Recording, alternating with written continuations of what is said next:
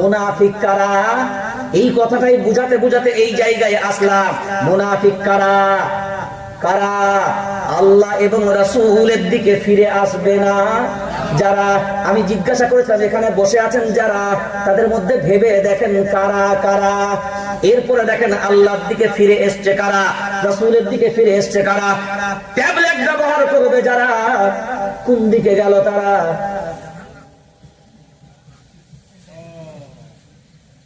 কোন দিকে গেল তারা? আল্লাহর দিকে ফিরে এলো। আরে হ্যাঁ না বলেন?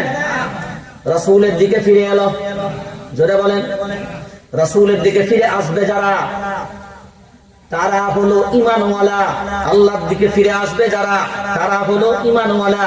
ওয়া ইযা কিলা লাহুম তাআলাউ ইলা মা আনজালাল্লাহ ওয়া ইলার রাসূল, ফিরে আসবে না যারা, রাআইতাল মুনাফিকিন, মুনাফিক হবে, মুনাফিক হবে তারা।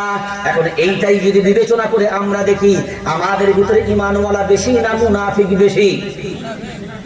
জোরে বলেন, জোরে বলেন। হ্যাঁ, কেউ যদি মনে মনে ভাবেন মুনাফিক তো কোরআনের শব্দ, তাহলে নিশ্চয়ই এটা বরকতপূর্ণ শব্দ হবে। কারণ আমার নাম মুনাফিক যদি হয়, আমাকে ছুতে গেলে, আমার নাম ছুতে গেলে, আমার নাম নিতে গেলে উজু করতে হবে।